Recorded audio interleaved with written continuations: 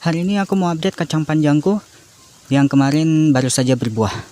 Oke, jadi kemarin itu kan berapa hari yang lalu ya? 3 hari yang lalu kalau nggak salah. Ini kan kacang panjangku baru ngeluarin buah pertamanya. Ya, kurang lebih buahnya ukurannya itu seperti ini. Dan setelah 3 hari buahnya itu sudah membesar seperti ini. Ya, ini kacang panjang ternyata cepat ya pertumbuhannya ya. Nah, ini udah mulai ngeluarin buah baru juga. Nah, kacang panjang, aku pingin nanam lebih banyak sih kacang panjang sih. Kemungkinan besar ntar bakal kita tanam lagi di luar deh. Oke, sekarang by the way ini kacang panjangnya udah besar-besar, pada besar. Jadi aku nggak mau dia ketuaan, karena itu aku mau petik sekarang. Langsung aja pakai tangan. Bisa nggak ya? Kita putar aja. Nah, bisa. Nah, lumayan dapat kacang panjang dari hasil kebun perdana ya. Ini panen perdana by the way. Sip. Dapat 2 nggak masalah. Kita lihat apakah masih banyak kacang panjang lain. Ya, ini yang tadi. Ini udah ngeluarin lagi buahnya, buah barunya. Dan aku pengen nyoba sih kacang panjang. Soalnya kalau nggak nyoba tanaman sayuran yang hasil tanam sendiri di kebun itu agak kurang rasanya. Jadi aku pengen metik satu tanaman doang. Yang kecil aja, ini yang masih kecil seperti ini, nggak masalah. Kita petik aja. Nah, dan ini pengen aku coba rasanya gimana sih. Ya, bismillahirrahmanirrahim.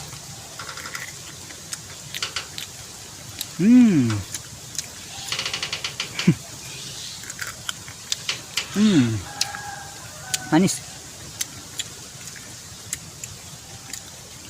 Ini pertama kali aku makan sebenarnya.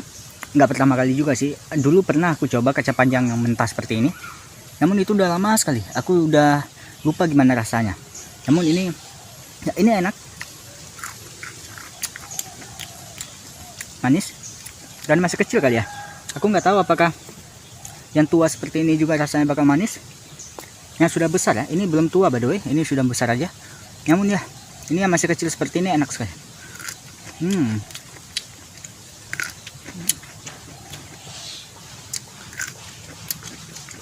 Kacang panjang organik by the way.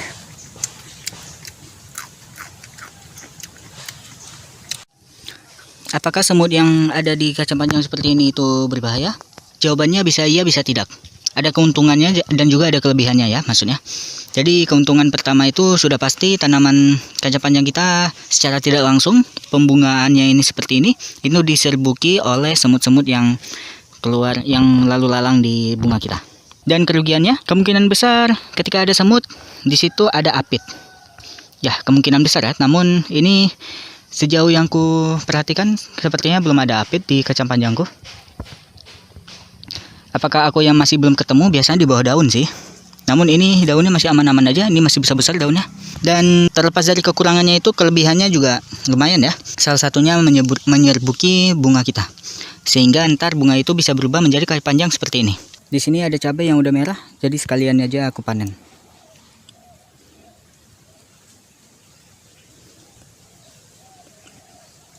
Cabai besar seperti ini agak sulit ya dipetik melalui tangan.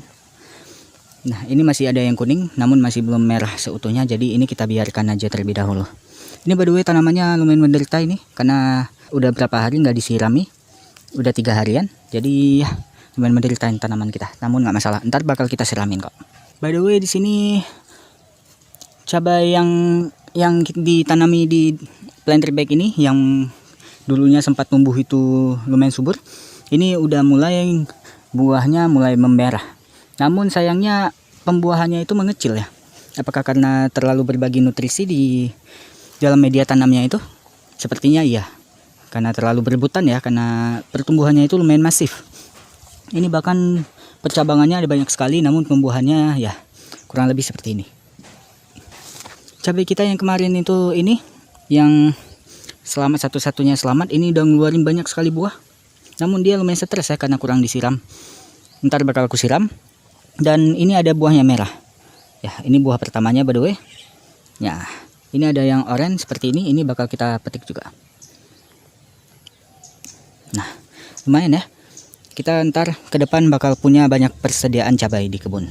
Di sini karena cabainya lumayan tumbuhnya terlalu besar, jadi ini dia lumayan nggak sanggup nahan beban dari badannya sendiri. Jadi ini bakal aku tambahin ajir untuk nyanggah badannya ini supaya nggak mereng seperti ini.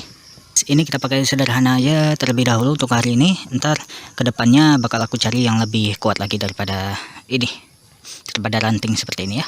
Hari ini aku mau update komposter durian kita yang kemarin sempat kita komposin dan udah lumayan kita abain beberapa hari yang lalu.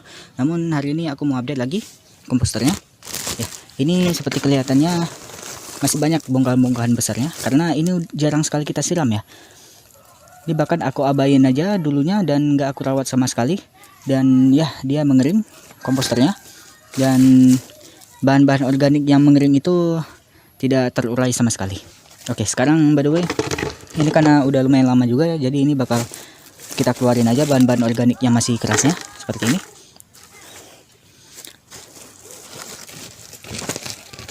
Masih banyak sekali by the way bahan-bahan organiknya yang masih keras. Karena ini ada di luar dari tanah dan dia mengering ya di luar itu. Nah, ini bahkan masih ada kulit duriannya yang masih utuh. Ini karena dia ada di luar tanah dan dia tidak lembab. Karena itu dia nggak keurai. Namun selebihnya ini ya lumayan gembur sekali. Ini, nah, namun tetap di dalam media tanamnya masih ada komposter duriannya seperti ini. Ini karena nggak ini media tanamnya karena nggak basah, jadi dia mengering sehingga membuat kulit durian yang ada di dalam ini tidak hancur. Nah, seperti ini ya. Nah, kita keluarin aja terlebih dahulu.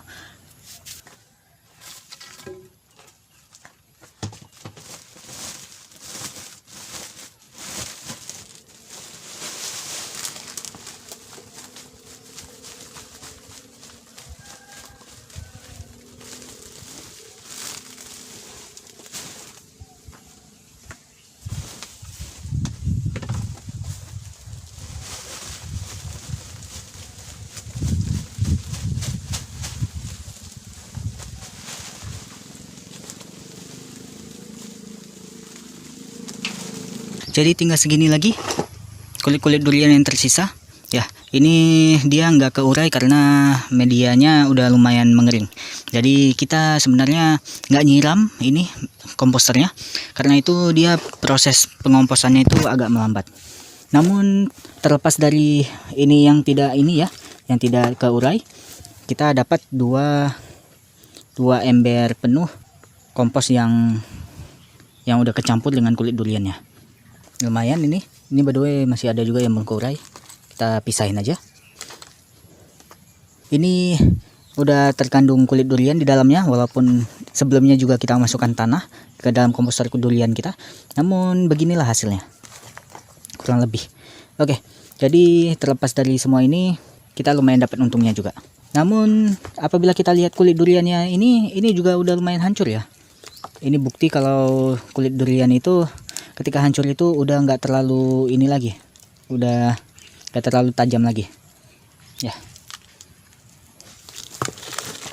Untuk kulit durian yang masih belum ke kompos ini bakal kita apain? Ini bakal aku masukkan ke bagian paling bawah media tanam, sehingga ntar di paling bawah itu dia bakal terkompos dengan sendirinya. Karena ketika kita masukkan ke dalam media tanam itu pastinya bakal selalu lembab karena akan kita sirami setiap kali kita perlu untuk menyirami tanaman gitu. Karena tanaman kita kan pastinya kan butuh air. Karena itu setiap kali kita sirami tanaman kita, dan lama-kelamaan kulit durian yang ada di bagian bawah media tanam kita itu bakal hancur dan dia bakal menjadi seperti ini juga. Bakal kecampur dengan tanahnya. Sehingga ntar kulit durian yang seperti ini nggak kita buang, sehingga semuanya itu masih bisa kepakai. Kulit durian ini bakal aku masukkan ke dalam ini dia. Ke dalam polybag 40 x 50 yang kemarin masih belum penuh media tanamnya, media organiknya. Soalnya paling bawah itu kan selalu aku masukkan media organik. Ini by the way pintunya agak berisik. Oke, kita abain aja. Oke, sekarang kita masukkan aja semuanya kulit durian ini ke dalam polybag ini. Karena polybag ini ntar bakal aku gunain sebagai tempat untuk menanam terong ya. Rencananya sih gitu, tapi ntar kita lihat aja deh ke depan gimana. Dan ini juga bakal aku masukkan. Ini ada kertas yang aku bawa dari rumah, sisa dari tempat kerja. Dan ini juga ada aku bawa bahan-bahan sampah-sampah organik ya, yang udah gak kepakai di rumah. Seperti ini ada kulit jagung, yang apa sih namanya itu, yang di jagung itu biasanya. Nah ini juga ada serai-serai, selaput apa sih namanya ini, aku lupa deh, yang penting yang ada di jagung juga. Oke, dan juga aku masukkan ada juga ini seperti kulit rambutan, dan juga ada kacang-kacangan, kulit kacang. Ini semuanya organik dan semuanya bakal aku masukkan ke dalam komposter ini. Ini bukan komposter sih, media tanam ini ya, lebih tepatnya ya. Dan ini media tanamnya ntar bakal aku pakai sebagai tempat untuk menanam terong. Itu rencananya. Oke sih, ini udah penuh. Ini udah habis. Dan kemudian ini bakal kita tutupi dengan serbuk gergaji. Serbuk gergajiku masih banyak by the way. Jadi jangan hemat-hemat, kita masukin aja kurang lebih 3-5 genggam hingga ketutup, penting ya, 3 genggam aja sepertinya cukup. Ini udah lumayan ketutup. Oke, kemudian ini bakal kita masukkan lagi sampah-sampah organik yang lain seperti rumput-rumput yang ada di kebunku ini. Dan kemudian ketika udah sampai segini baru kita masukkan media tanam yang gemburnya. Sip, ini dia satu ember rumput yang udah aku petik dari halaman kebunku, dan ini juga udah aku potong-potong sehingga ntar lumayan pas kita masukkan ke dalam polybag kita. Oke, ini kita masukkan aja semuanya.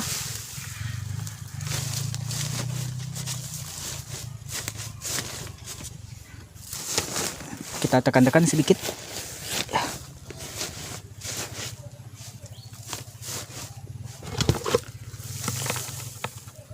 Setelah ini bakal kita tutupi kembali dengan serbuk gergajinya, kurang lebih ya 3 genggam aja.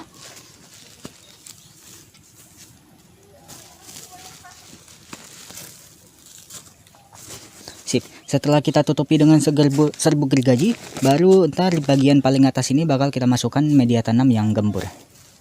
Ini udah aku siapin media tanam yang gemburnya yang kemarin, dan ini bakal kita masukkan semuanya ke dalam ini kita hingga penuh ya, hingga habis saja semuanya, yang penting semuanya.